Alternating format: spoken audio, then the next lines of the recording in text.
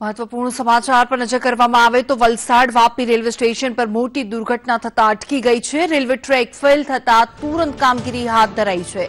Track જોઈન્ટમાંથી ખસી જતા પડી ગયો હતો ગેપ। જેવી રીતે રેલવેના ટેકનિકલ સ્ટાફ દ્વારા તાત્કાલિક ધોરણે કામગીરી હાથ ધરવામાં આવી છે અને ટ્રેક પર જયપુર મુંબઈ રાજધાની જ્યારે ફ્લાઇંગ રાની ટ્રેનો પસાર થાય છે અને હાલ રેલવે વ્યવહાર બંધ કરીને કામગીરી હાથ ધરવામાં આવી છે।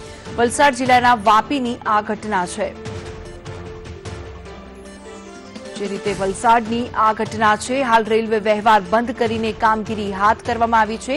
જે રેલવે ટ્રેક છે તેની વચ્ચે ગેપ પડી ગયો છે અને દુર્ઘટના મોટી ટળી ગઈ છે અને અનેક ટ્રેનો ત્યાંથી પસાર થતી હતી અને હાલ એ ટ્રેનોને રદ કરવામાં આવી છે અને કહી શકાય કે રેલવે ટ્રેક ફેલ થતા તુરંત કામગીરી હાથ ધરવામાં આવી છે। રેલવેના ટેકનિકલ સ્ટાફ દ્વારા તાત્કાલિક ધોરણે કામગીરી હાથ ધરવામાં આવી છે। આ સાથે જ અમારા સંવાદદાતા જાવેદ જોડાઈ ગયા છે। જાવેદ, જણાવશો શું છે સમગ્ર વિગત હાલ?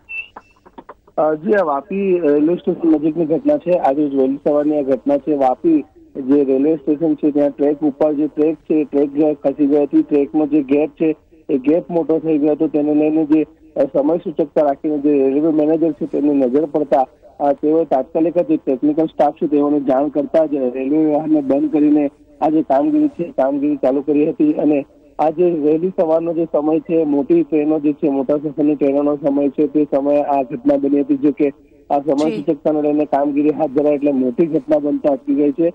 અડધો કલાકથી ટ્રેન વ્યવહાર ઠપ છે। વાપી ખાતે આ કામગીરી હાલ ચાલી રહી છે। આભાર જાવેદ, માહિતી આપવા માટે।